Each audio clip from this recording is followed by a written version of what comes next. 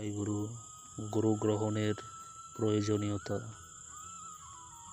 শ্রী ঠাকুর শ্রীকৃষ্ণ অর্জুনকে বলেছিলেন, তোমার অনেক জন্ম অতীত হয়ে গেছে, আমারও অনেক জন্ম অতীত হয়ে গেছে, তোমাতে আমাতে ভেদ নেই, ভেদ এইটুকুই যে তুমি জানো না, কিন্তু আমি জানি, অর্থাৎ আমার স্মৃতি চেতনাও আছে। তা সদ্গুরু হলেন সেই জানা লোক, স্মৃতি চেতনাওয়ালা লোক।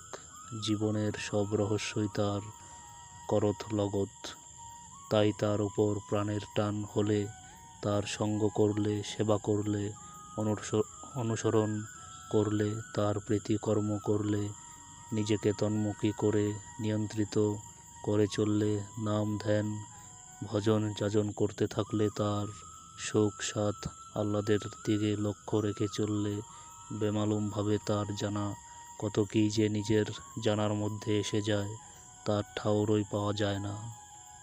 পথ এই সোজা পথ। সদ্গুরু হলেন মূর্ত ব্যাধ। কোনো কিছুর বালাই নিয়ে তার পিছু ঘোরো না, তার পায়ে নিজেকে উজাড় করে ঢেলে দাও, তারই হও তুমি সর্বত্রভাবে। তোমার কিছুই ভাবতে হবে না, তোমার যা হবার তা আপনি হয়ে উঠবে।